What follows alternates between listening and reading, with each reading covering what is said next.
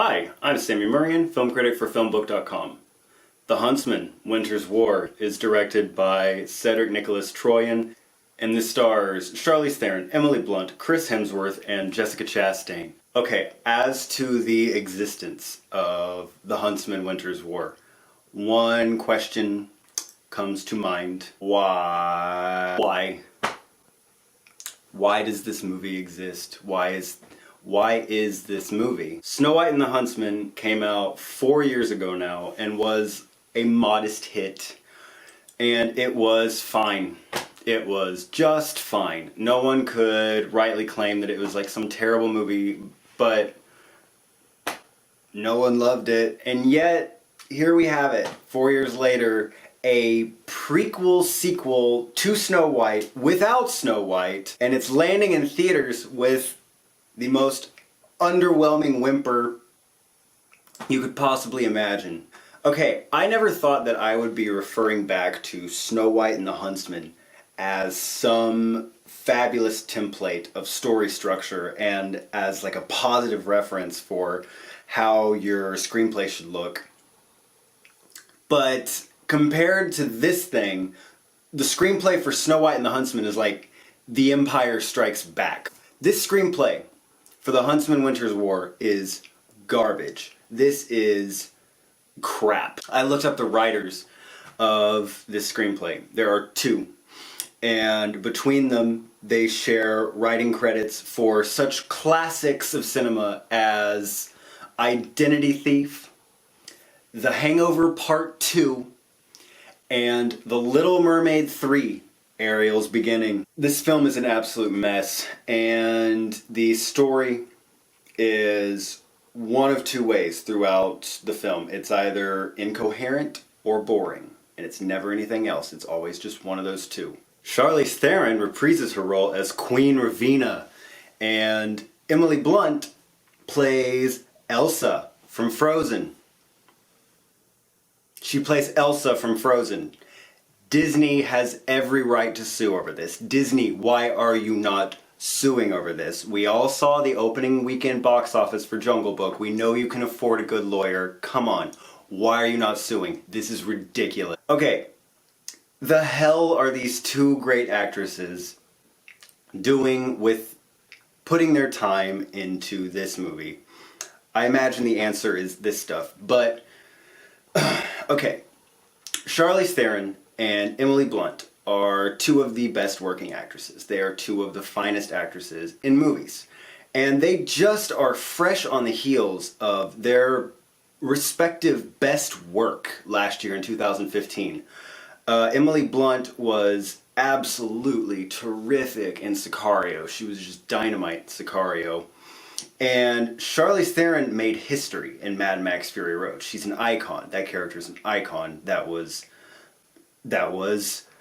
special. Charlize Theron is the only performer to come out of this movie unscathed. She seems to be the only person who knows what movie she's in.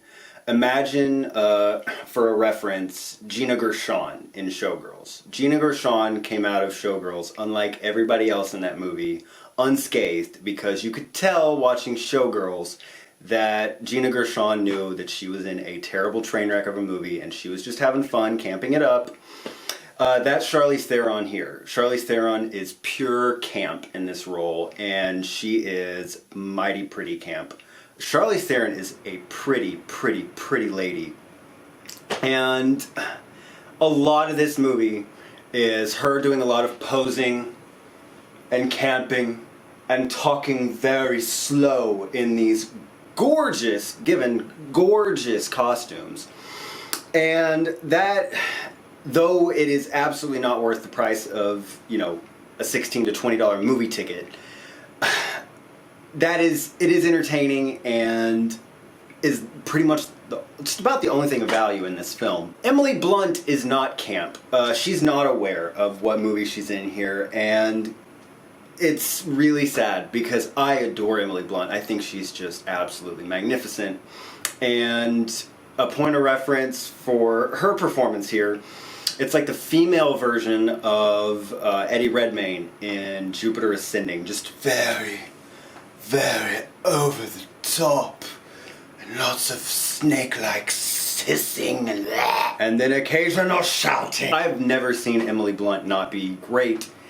And she's bad here. It's a bad performance. Not entirely her fault. This screenplay, like I said, is absolute trash. But it would have helped if she just accepted that she was in a garbage movie and just went with it. Okay, the less said about Chris Hemsworth and Jessica Chastain in this movie, the better. I usually love these performers. I think Jessica Chastain is absolutely amazing. Jessica Chastain plays the Scottish archery, badass, butt-kicking princess from Brave. Disney, are you hearing me? And Chris Hemsworth plays the Huntsman. And, okay, sometimes I really, really like Chris Hemsworth. Chris Hemsworth is carved out of marble, obviously, and he's a great physical presence when he's used right.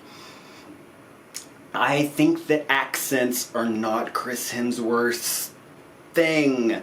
I saw In the Heart of the Sea a few months ago where he did a Boston accent and it sounded like this. Oh. Both Chris Hemsworth and Jessica Chastain have these Scottish accents in this movie. They're so poor and so lazy that it borders on straight up racism. Also on the not PC train, just like in the Snow White and the Huntsman, there are dwarves. Only the dwarves are not played by real little people. They are these garish, nightmare-looking CGI monstrosities of actors' faces on small people. Okay, that is so wrong for so many reasons. A, because they look like the Garbage Pail Kids. And B, because why on the hell would you do that? There are so many little people actors who could use the work and who would probably be very good in this film, and you're spending money for these CGI effects. What the hell? That just doesn't add up. That is so stupid and it's offensive. Great job, movie! The positives for The Huntsman Winter's War are extremely limited. Mainly they are the costumes. The costumes here are done by Colleen Atwood, the legendary Colleen Atwood, and they are extremely sumptuous. They are beautiful.